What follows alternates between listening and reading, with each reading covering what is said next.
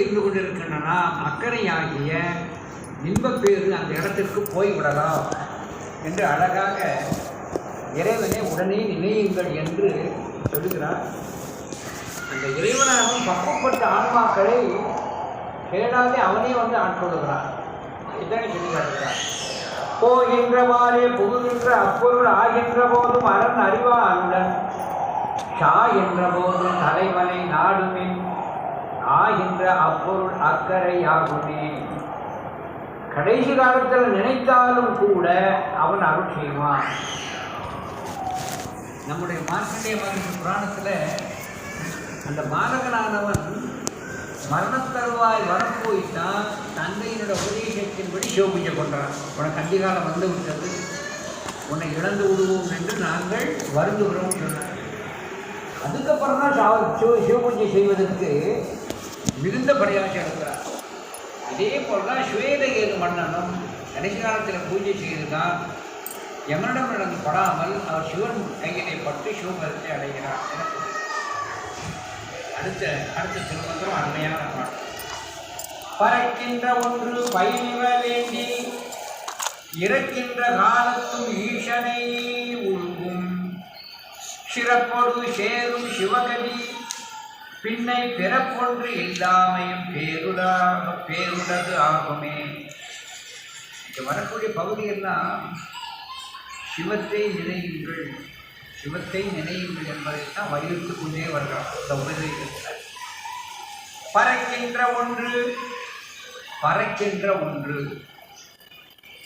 பறக்கின்ற ஒன்றுன்னா என்ன அர்த்தம்னா, அப்படி சுவாமி சொல்றார், முயல் விட்டு காக்கை பின் போனவாறு. அதில் பழமொழியாக வரும். அதுக்கு பேர் பழமொழி திருத்தாண்டகம்ங்கிற மாதிரி வரும். முயலை விட்டுட்டுனா எங்கே காக்காயை பிடிக்க போனேன். அதே முயலை விட்டு காக்கை பின் சென்றவாறேன்னா, இந்த முயலை பிடிக்கணும்னு நினச்சோம்னா தரையில் தான் ஓடும். மிஞ்சினா ஒரு புதருக்குள்ளே போய் அது ஒழிஞ்சு கூட நம்ம அந்த புதரையாவது எப்படியோ நாம் கிண்டி எப்படி பிடிச்சிருந்தோம். ஆனால் காக்கா பின் ஓடுனா மேலே பறந்து நீங்கள் என்ன செய்ய முடியும்? உயரை பறந்துட்டால் ஒன்றும் செய்ய முடியாது. சிரமன் பெருமான் நாயனர் சுந்தரரை காண வருகிறார். சுந்தரர் கையில் கோபுரான்னு தெரிஞ்சு குதிரையில் வருகிறார். குதிரையில் வருகின்ற பொழுது நம்முடைய சுந்தரமூர்த்தி சாமியில் வெள்ளாங்கடை செஞ்சது இவரால் ஒன்றும் செய்ய இவரால் ஒன்றும் முடியலை. அப்போ தான் என்ன நம்மால் இயலாது என்பதை அறிந்துத்தான் இறையருடைய நாடி அந்த குதிரையினுடைய காதலை அறிந்திருத்தி உபதேசம் பண்ணுறார். அப்போ என்ன ஒரு பறக்கிற ஒன்று நாம் பிடிக்க முடியாது, நம்ம அதை தொடர முடியாது. அதைத்தான் நீங்கள் அழகாக தெரிகிற பறக்கின்ற ஒன்று உடம்பிலே இருந்து உயிர் பறக்கிறது. பறக்கிறது என்னாச்சு? அதை யாராலும் முடிக்க முடியாது. ஒரு பெரிய ஒரு செல்வந்தன் யாருக்கு சொல்லிட்டார், இன்னும் 20 நிமிஷம்தான், ஒரு நாளைக்குள்ளே இவர் அடங்கிடும் எல்லாரும். சுற்றி இருக்கவங்க கூட என்ன செஞ்சான், எம்மன் எப்படி வர்றான்னு பார்ப்போம். கதவு பூரா இழுத்து மூடு, எல்லாரும் சுற்றி நின்று விடுங்க, கையில் அருவா கம்பு வேறு எல்லாத்தையும் வச்சுக்கிடுங்க. எப்படி இந்த எம்மவாரம் பார்த்தோன்னா காப்பாற்ற முடியுமா? திடீர்னு பார்ப்போம், ஒரு இழுப்பு இழுக்கும் போயிடுச்சு. அந்த உயிர் எப்படி போச்சு? பறந்து போயிடுச்சு. நம்மளால் பிடிக்க முடியாது. அதான் பறத்தல் என்றால் எவராலும் தொடர இயலாது, பற்ற இயலாது. அதைத்தான் பறக்கின்ற ஒன்று. இந்த உடம்பை விட்டு உயிர் பறக்கின்ற ஒன்று பயனுற வேண்டி. பறக்கின்ற ஒன்று பயன் உறவே. பயன்னா நம்ம சிந்தனை கேட்டது. மானுட பிறவிதானும் வகுத்தது மனம் வாக்கு காயம் ஆணிடத்து 5 ஆடும் அரண் பணிக்காக அன்றோம். இந்த மானுட பிறவி நம்ம சென்று கொடுத்திருக்கிறார். இந்த பிறவியிலாவது சிவனை நினைந்து உன்னுடைய அங்கத்தை அவனுக்கு அடிமைப்படுத்து. அது எப்படி அடிமைப்படுத்துங்கிறது தான் திருவங்க மாலை தலையை நீ வணங்காய். அப்போ உடம்பினை பெற்ற பயனாவதெல்லாம் உடம்பில் உள்ள உருப்பொருளை காணும். அவை குரல் உடம்பினை பெற்ற பயனாவதெல்லாம் உடம்பில் உள்ளே உருப்பொருளை காணும். அதனால்தான் அழகா சொல்லுகிறார், பறக்கின்ற ஒன்று, இந்த உடம்பிலிருந்து பறக்கின்ற ஒன்று பயனுற வேண்டி, இந்த உடம்பில உயிர் வந்தது, உயிர் உடம்போடு இருந்ததனோட நோக்கமே சிவத்தை காண்பதை காண வேண்டி, இறக்கின்ற காலத்தும் ஈசனை உருகும். உனக்கு அந்திகாலம் வருகின்ற பொழுதாவது ஈசனை இல்லை. இவன் நினைக்கத்தான் டாக்டர் சொல்லிடுவார், நாங்கள் கொடுக்க வேண்டிய எல்லா மருந்தையும் கொடுத்தாச்சு, இனிமேல் அவரை நினச்சிக்கிடுங்க. ஏன்னா அவனை அதுக்கு மேலே கறக்கிறதுக்கு ஒன்றும் இல்லைன்னு தெரிஞ்சுப்போம். தெரிஞ்ச என்ன சொல்கிறார், இனிமேல் அவனை நம்ம நேரத்துக்கு போயிடுவார். என்ன அப்போ கடைசி காலத்திலாவது சிவனை நினைக்கிறார். நாம் நினைக்காட்டாலும் டாக்டர் நினைவூட்டுவார், கண்டிப்பாக நினைவூட்டுவார்.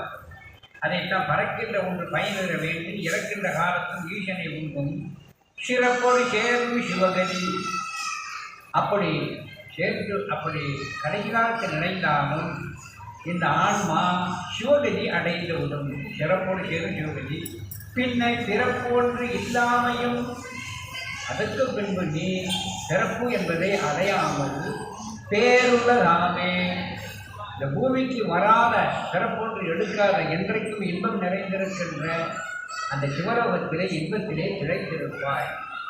எனவே கடைசி காலத்திலேயாவது நீ நினைத்தால் உனக்கு சிவகதி கிடைக்கும், பிறப்பு அறுவடும், பேரின்பத்திலே நீ எப்பொழுதுமே திளைத்து நிற்கலாம் என்று அழகாக இங்கே எடுத்துக்காட்டுகிறார். பறக்கின்ற ஒன்று பயனுற வேண்டி, இறக்கின்ற காலத்தும் ஈசனை உள்கும், சிறப்போடு சேரும் சிவகதி. பின்னை பிறப்பொன்று இல்லாமையும் பேருலகாமே. இப்போ இந்த இடத்துல கடைசி காலத்திலேயாவது சிவனை நினையுங்கள் அப்படின்றார். இந்த கடைசி காலத்தில் சிவனை எப்போ நினைக்க முடியும்? எப்போ நினைக்க முடியும்? பயிற்சி இருந்தால் தான் முடியும். ஒரு சின்ன கதையை சொல்லுவாங்க, சின்ன கதையை சொல்லுவாங்க. ஒருத்தன் மரத்தில் ஏறிட்டே உச்சிக்கு போனான். காற்று அடிக்கி ஆடிக்காற்று அடி கேடாசி இந்த முட்டாவே மேலே ஏறிட்டு. அப்போ கையில் இருந்து சுவாமி அம்மானு பார்த்தாங்க. மரத்தில் உச்சிக்கு போனால் கிழ முடிஞ்சு கீழே விடுவான். காற்று வேற அடிக்கே சாக போகிறத நினைச்சிட்டு சுவாமி அவனை இருக்கானே, அவன் இப்போ சாக போகிறானே, கீழே கை கால் உடஞ்சி போமே, அவனை காப்பாற்று. அப்போ சாமி சொன்னாரான், அவன் என்னைக்கு என்ன நினைச்சான், என்னைக்கு அவன் என்ன நினைச்சான், அவன் விதி மேலே ஏறி கொத்து நொடிஞ்சு கீழே கை கால் நொடிஞ்சு சாப்பிட்டான். அப்பாட்ட இல்லை, அப்படி விட்டக்கூடாது. அப்படி சாமி சொன்னான், கடைசி காலத்திலேயாவது அவன் என்ன நினைச்சானான்னு பாருங்க.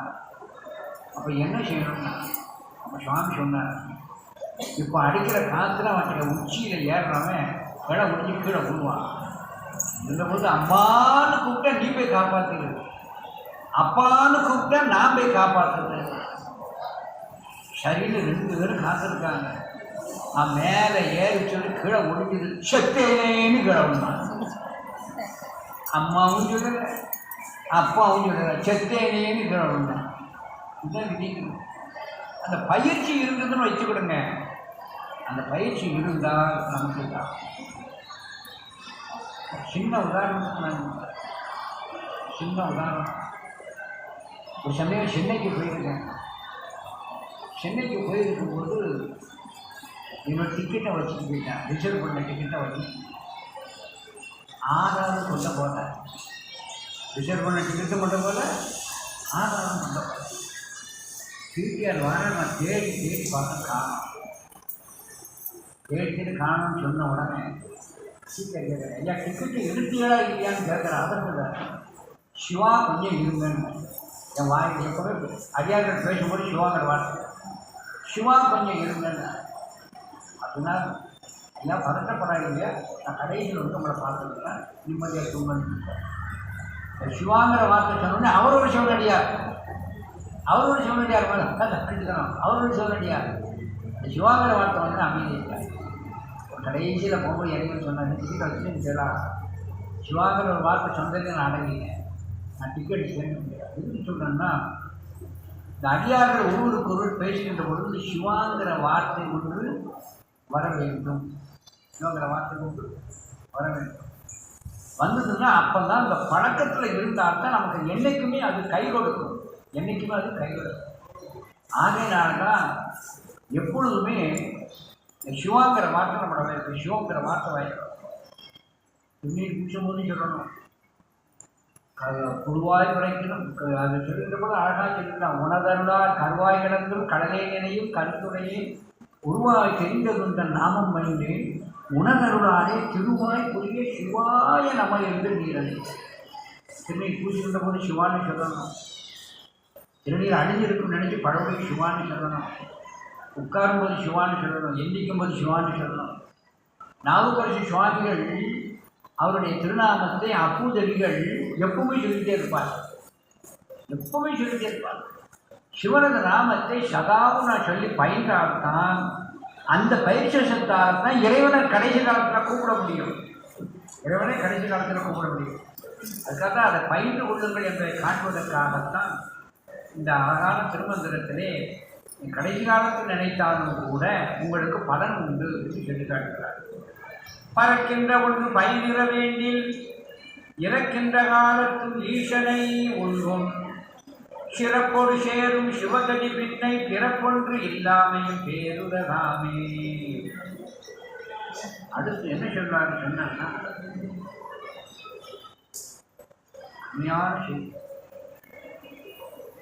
என் பேரனை பள்ளிக்கூடத்துக்கு அனுப்பும்போது அவனை எழுப்பி குடிச்சு குளிப்பாட்டி சாப்பிட வச்சு அவன் தோளில் அந்த மூட்டையை தூக்கி வச்சு பெல்ட்டை போட்டு இறுக்கி ஆட்டோட 4 பேர் தூக்கி கொண்டு போய் வச்சு கதவை தச்சு அவன் துள்ளுன்னு துள்ளுவான். அவன் துள்ளுன்னு துள்ளுவான். இப்படி தான் பள்ளிக்கூடத்துனாங்க. அதுக்கப்புறம் என் பேட்டி கொடுத்தீங்கன்னா 8:30 மணிக்கு ஆட்டம் வரும்னா 8:15 எழுந்திரிச்சு வாசல் வந்து நிற்பான். ஏன் தெரியுமா? கூட படிக்கிற அவங்க ஃப்ரெண்ட்ஸ் இவரும் ஆட்டோவில் வருவாங்க. போகும்போது ஆடிக்கிட்டு பாடிக்கிட்டு பண்ணிட்டு போவாங்க. அப்போ நம்முடைய பள்ளிக்கு போகிற அதே குழந்தைகளோடு சேர்ந்து போகின்ற பொழுது அது ஆனந்தமாக போகும். பள்ளிக்கு விடாமல் போகும். இதே போல் அடியார் பெருமக்களாகிய நாம் தனித்து நின்று செய்கின்ற தோத்திரத்தை விட தனித்திருந்து செய்கின்ற வழிபாட்டை விட அடியார்கள் கூட்டத்திலிருந்து செய்வது நமக்கு மிகுந்த ஈர்ப்பை கொடுக்கும். எப்படி பள்ளியிலே இருக்கின்ற தன்னுடைய நண்பர்களை நினைத்து கொண்டு அந்த பள்ளி குழந்தை ஒரு உத்தியோகத்தோட பள்ளிக்கு செல்கிறதோ அதே போல அடியார் கூட்டத்தோடு தோய்ந்து நாம் செய்கின்ற வழிபாடுக்கு பலன் அதிகம். அது நம்ம விஷயப்படாது. அதுதான் அடுத்தப்ப சொல்கிறார். கூடியும் நின்றும் தொழுதுயம் இறைவனை பாடி உளே நின்று பாதம் பணிமின்கள் ஆடி உளே நின்று அறிவு செய்வார்கட்கு நீடிய ஈற்று பசு அதுவாமே. எப்படி கூடியும் அடியார் பெருமக்களோட இந்த முற்றுவதல் ஒன்று. இப்போ நான் சொல்லக்கூடிய வெளியிலும் சொல்லாதீங்க, அடிச்சு கேட்டாலும் சொல்லாதீங்க. முற்றுவதல் என்ன தெரியுமா? நல்ல பாண்டித்துவம் பெற்றவர்கள் 2 பேர் முன்னால் இருந்து சொல்லுவாங்க. அவங்க குரலை பின்பற்றி கொண்டு மற்றவங்க படிக்கணும்.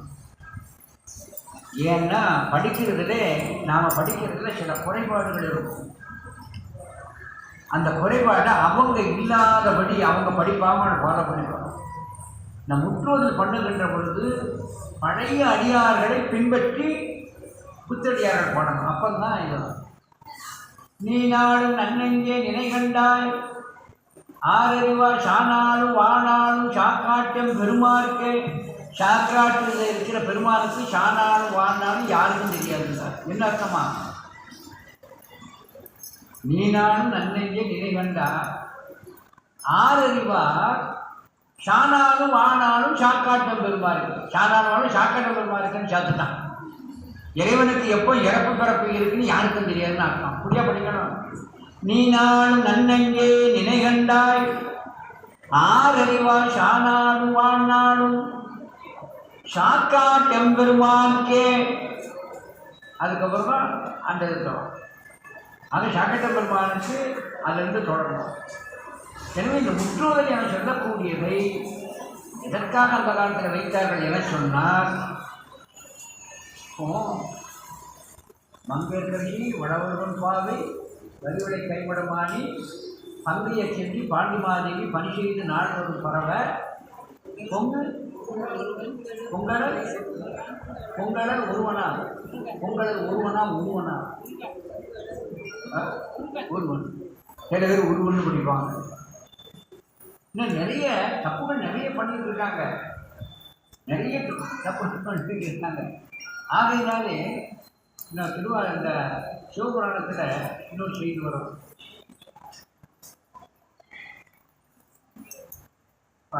ஞாபகம்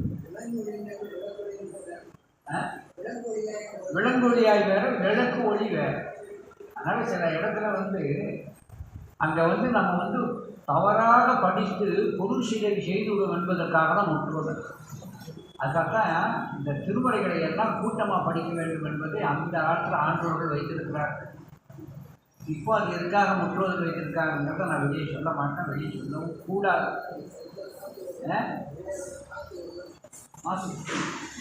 முற்றுவதற்கிறது நம்முடைய அந்த திருமுறை விண்ணப்பத்தை உயர்த்துவது, அப்படி படிப்படியாக உயர்த்துவதற்காகத்தான் அங்கே முற்றுவதல் என்பதை வைக்கப்பட்டிருக்கிறது. அது கூட்டத்தோடு பாடுகின்ற பொழுது இது கூட்டத்தோடு இருக்கின்ற அந்த அடியார்களோடு செய்கின்ற வழிபாடுகள் தோத்திரங்கள் இருக்கிறது. அது நம்மை விரும்பி செய்து சில பேருக்கு இந்த அடியார் கூட்டமே உதவாது, தூரத்தில் நிற்பான். அதுக்கு தாய்மானவர் சொல்லி காட்டுகிறார். தாய்மானவர் என்ன சொல்லி காட்டுறார் தெரியுமா?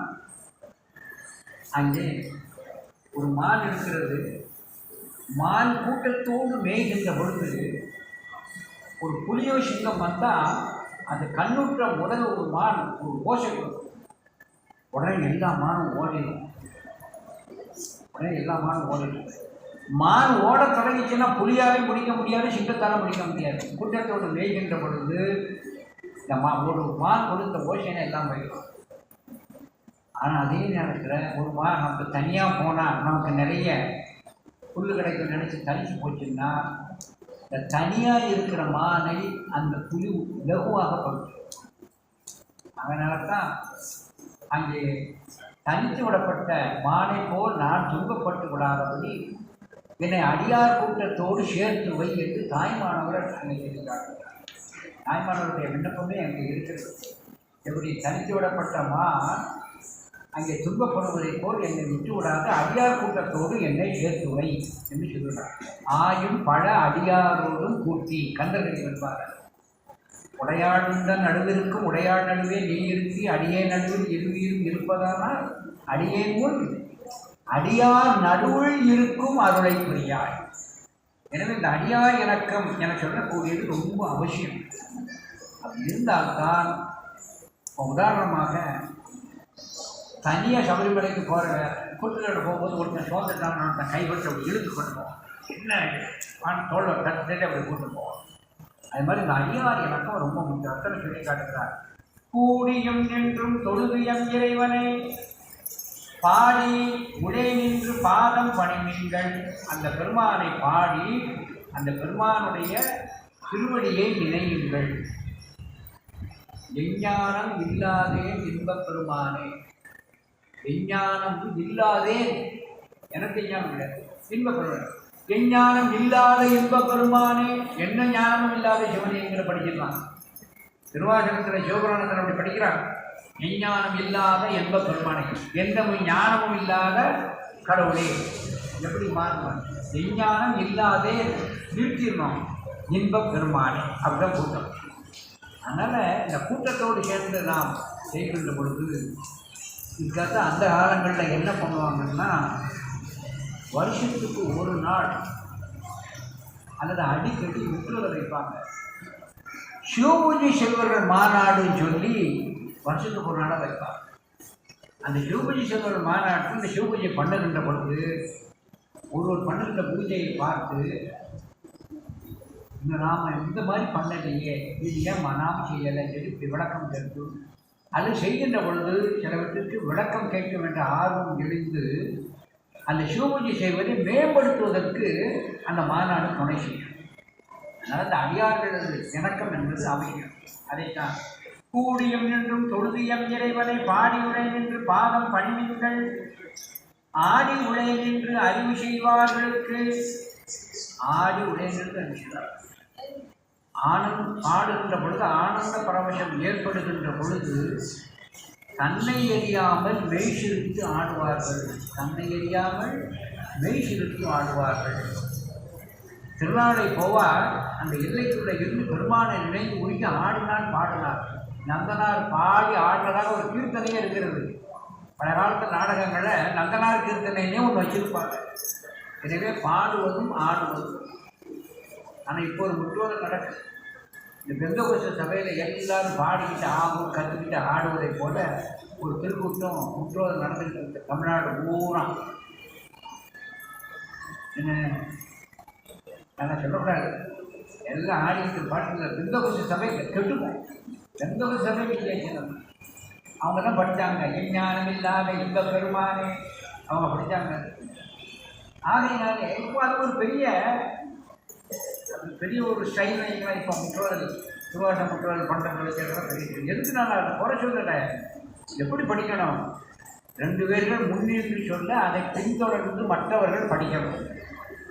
அதை படிக்கின்ற பொழுது இப்போ அன்னை பற்றினா என்ன பொருள் லேசாக சொல்லணும். அதை சொல்லிக்கொண்டு தான் படிக்கணும். திருமறையினுடைய இதை அவர்களுக்கு அந்த ஊற்றுவதற்காக தான் அந்த ஞானத்தை அறிவை கொடுப்பதற்கு தான் முற்றுவதனை தவிர இதுக்கு திருமந்திரத்திலேயே விடை இருக்குது. திருமந்திரத்திலேயே இதற்கு விடை இருக்கிறது. 16 வெளிப்படை சொல்லுங்கள். ஆடி உள்ள அறிவு செய்வார்களுக்கு நீடிய ஈற்று பசுவாமே. இப்படி அடியார்களோடு கூடி நின்று இறைவனை வணங்கி பாடி ஆடி பாதத்தை நினைப்பவர்களுக்கு இது நீடிய ஈற்று பசுவாமே. நீடிய ஈற்று பசு. நீடிய ஈற்று பசுன்னா ஒரு கன்று, ஒரு பசுவானது கன்றை ஈன்றது. இந்த கன்றை ஈன்ற பின்பு இந்த கன்றை நினைந்து தாய் பசு நினைந்து கொண்டே இருக்கும்.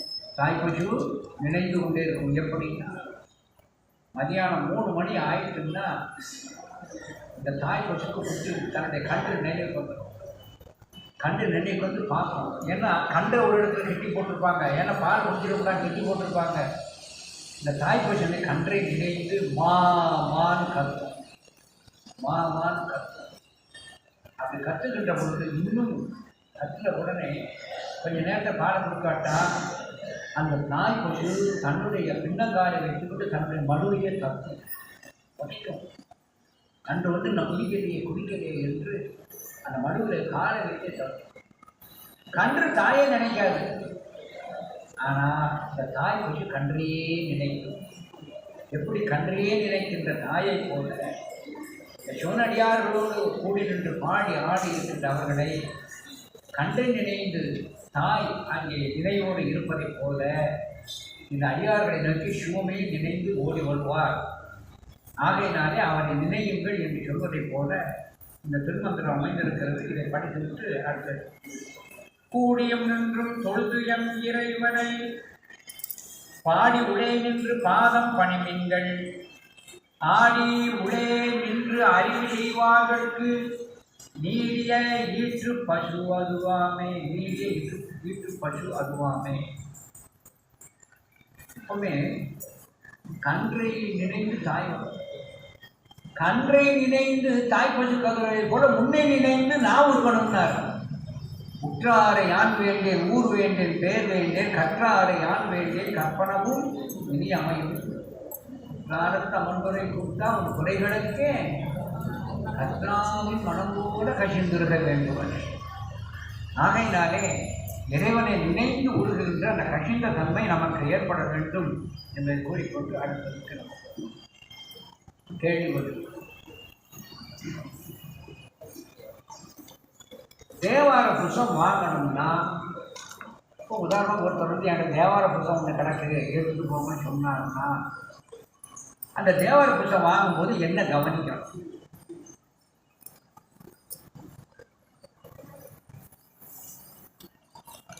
என்ன பதிப்புன்னு முதல்ல கேட்கணும். மடத்து பதிப்பாக இருந்தால் வாங்கிடுங்க, சைவ சபையினுடைய பதிப்பாக இருந்தால் வாங்கிடுங்க. வியாபாரத்துக்கு பதிப்பகங்கள் போட்டிருக்கிற புத்தகத்தை வாங்கவே கூடாது. அதில் சுற்றுற்றங்கள் நிறைய இருக்கும். அது வாங்கி படிப்பது உங்களை பிசக வைத்து விடும். ஆனால் தேவார புத்தகம் படிக்கின்ற பொழுது அது என்ன வெளியீடுன்னு ஒன்று வாங்கணும். ரெண்டாவது, தேவார புத்தகம்னா அடுத்தது என்ன கவனிக்கணும்? இன்னும் தேவாரம் எத்தனை வகையாக புத்தகங்கள் இருக்கும்?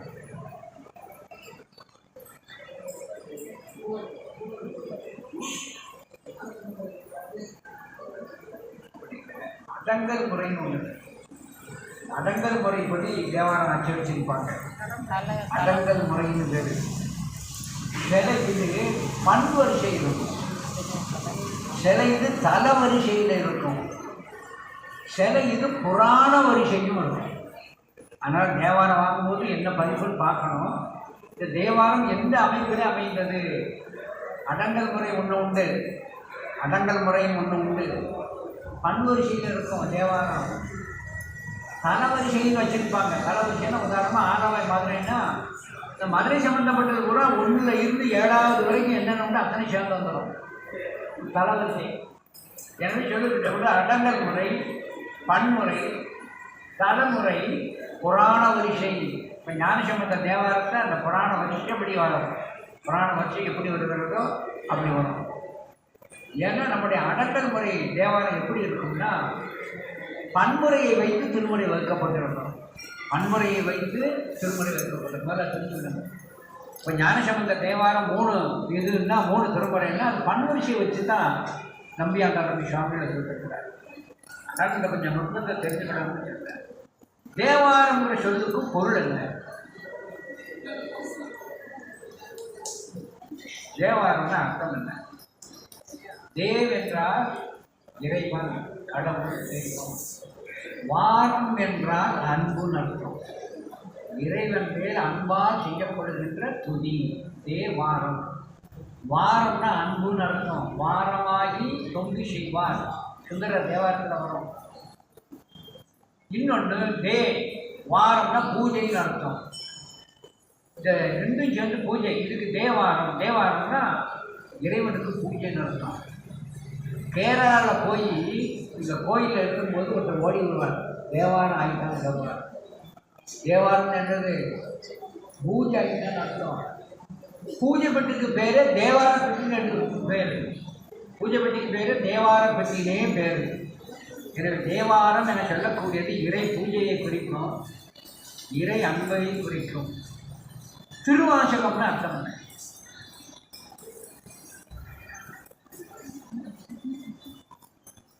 திரு என்பது அருள், வாசகம் என்றால் சொல்லின் தொகுப்பு. அருள் சொற்தொகுப்பு. அருளினால் வெளிப்பட்ட வாசகங்கள். பேய் பிடித்தவனுடைய வாயிலிருந்து பேய் சொல்வதைப் போல வாக்கு வருவதைப் போல அருளால் பீடிக்கப்பட்டவர்களால் வாயிலிருந்து வெளிவருகின்ற சிவவாக்குன்னு அர்த்தம். திருவாசகம் அருளால் விளைந்த வாசகம், அருளையே சென்று பிணைக்கும் வாசகம். இதுக்குத்தான் திருவாசகம் அப்படின்னு தான் திருவாசகம்னு பேர். அடுத்த கேள்வி,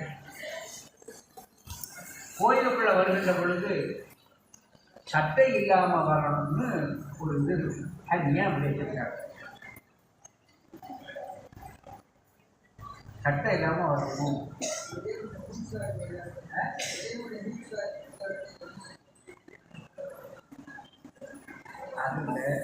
சட்டை மானுட சட்டை, மானுட சட்டை ஒரு நாள் கடை, மானுட சட்டை ஒரு நாள் கலக்க போறது, மானுட சட்டை ஒரு நாள் கடை போகுது அப்படிங்கிறதுக்காக.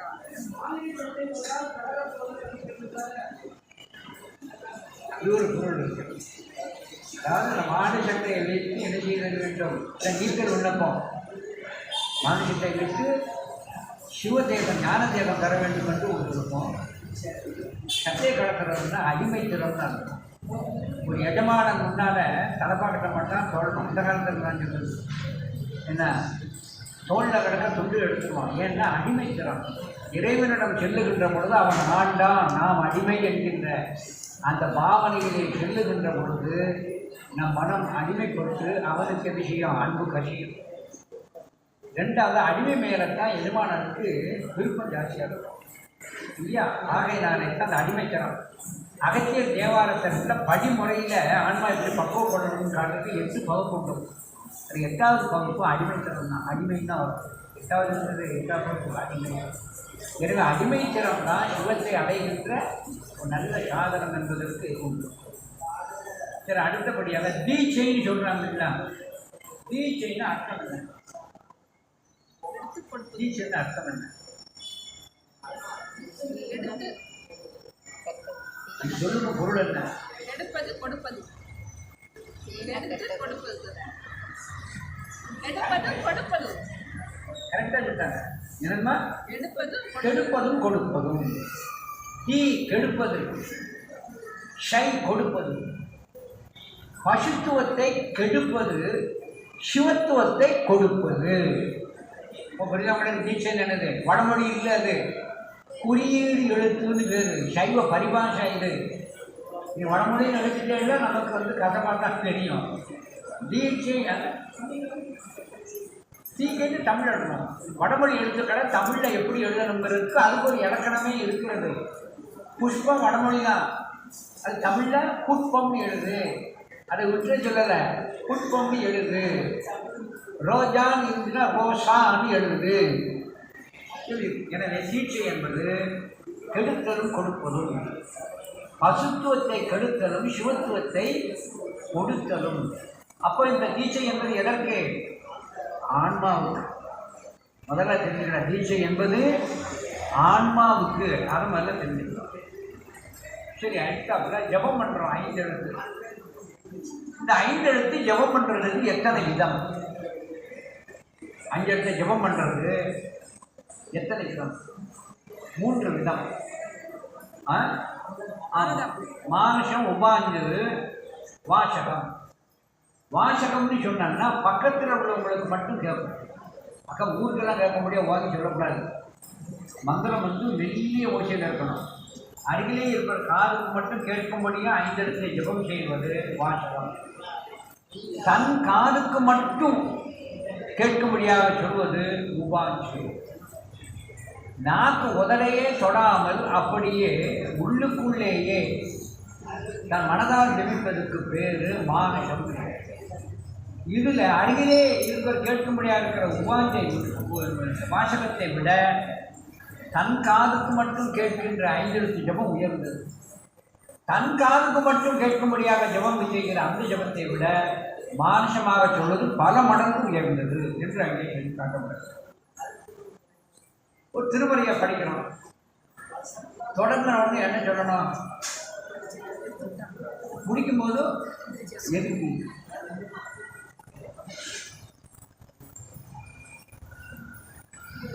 திருச்சிட்டம்பலம் சொல்லி தான் தொடங்கணும், திருச்சிட்டம் சொல்லி தான் முடிக்கணும். எதுக்கு?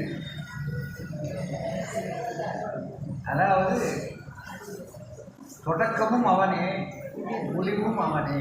தொடக்கமும் அவனே, முடிவும் அவனே. அதனுடைய காட்டுவதற்கு. 2வது, இந்த திருமுறையை தந்தது யாரு? தில்லை அம்பலவானன்னா அந்த ஏடுகளை எல்லாம் பத்திரப்படுத்தி பாதுகாத்து தில்லையிலே தான் சேமித்து வச்சிருந்தார். இங்குதான் நம்பியாண்டார் நம்பியருடைய விண்ணப்பத்திற்கு ஏற்ப அதே கூட சேகர சோழ மகாராஜருக்காக தான் பத்திரப்படுத்தி வச்சிருந்த ஏழை அந்த திருச்சிட்டம்பலம் தான் கொடுக்கப்பட்டது. அப்போ கொடுக்கும்போது என்ன சொன்னார்? ஆன்மாக்களுக்கு இப்போ தேவையான பதியங்களை மட்டும் நான் வச்சிருக்கப்போ மற்றதெல்லாம் செல்வம் பண்ண அடிக்கடி செஞ்சுட்டு இருக்கிறார். அப்போ அந்த திருமுறை என சொல்லக்கூடியது திருச்சிட்டம்பலம் தான் தரப்பட்ட காரணத்தினாலே அங்கே என்ன சொல்கிறோம்? அங்கே திருச்சிட்டம்பலம் என தொடங்குவதும் திருச்சிட்டம் என முடிப்பதும் நம்முடைய சைவம் மாறுவது. இப்போ தீட்சை இருக்கிறது. சமய தீட்சை, விசேட தீட்சை, நிர்வாண தீட்சை, ஆசார அபிஷேகம். இந்த தீட்சை எடுத்தவங்களுக்கு என்ன பேர்?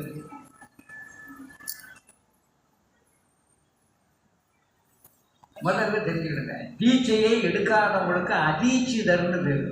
தீட்சை எடுக்காதவங்க மகேஸ்வர பூஜைக்கு வந்து அவங்கள போக சொல்லக்கூடாது. யாரையும் மகேஸ்வர பூஜைக்கு வந்தவங்கள அனுப்பக்கூடாது. ஆனால் முறை இருக்கிறது, அவரவர் முறை இறங்கி நின்றாண்டு இருக்கிறது.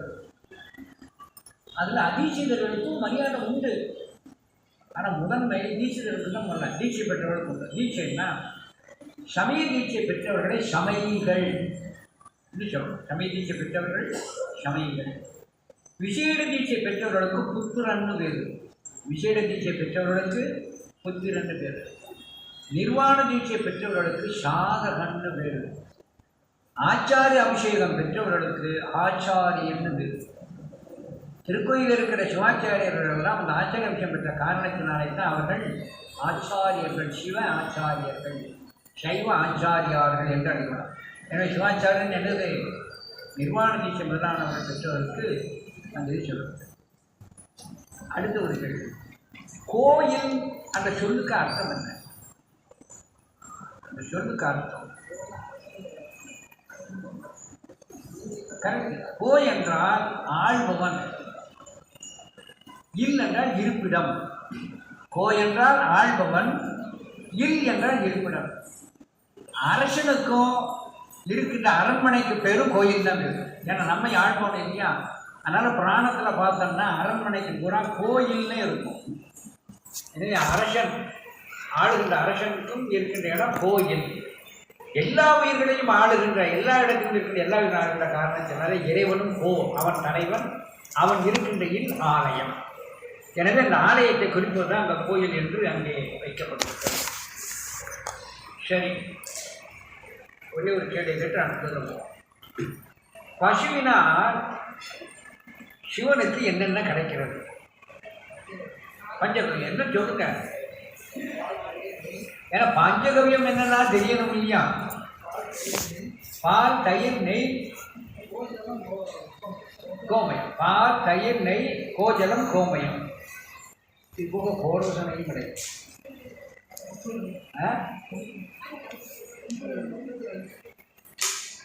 கோரோசனை ஒன்றும் பசுவிலிருந்து கிடக்கிறது. அதனால அவன் அபிஷேகத்திற்கு பால், தயிர், நெய், கோமயம், கோஜலம் ஆவினுக்கு அருந்தலம் அரண் நெஞ்சு ஆடுதல். ஆனால் கோரோசனியம் சிவனுக்காக தான் அங்கே பசுவிலிருந்து உற்பத்தி ஆகிறது சொல்லி நம்ம பெரிய புராணம். நம்முடைய சேரமான் பெருமான் நாயனார் தில்லைக்கு வந்து பெருமானை வணங்கி கொண்டிருக்கிறார். அப்படி வணங்கி கொண்டிருக்கின்ற அவர் எப்படி இருக்கின்றார், எப்படி வணங்கினார் என்பதை சேக்கரார் பெருமான் வர்ணித்த அந்த திருப்பாடல் வந்து சொல்லுங்கள். அறிவின் எல்லையாய திரு தில்லை எல்லை மாற்று இறங்கி பிரிவிலாத திருவடியை பெருமுள்ளத்தினில் பெற்று 61வது திருப்பாடல். 61வது திருப்பாடல். அறிவின் எல்லையாய திருத்தில்லை எல்லை மான்று இறங்கி பிரிவில்லாத திருவடியை பெருகும் உள்ளத்தினில் பெற்று செரியும் ஞான மோனகர் வந்தருளும் புகழ் சென்று இறைஞ்சி மரிசேர் கரத்தார் கோயில் பல வணங்கி மகிழ்ந்து வழிகொள்வார். இந்த பாட்டை முன்னால் 2 பாட்டு சொல்லணுமோ?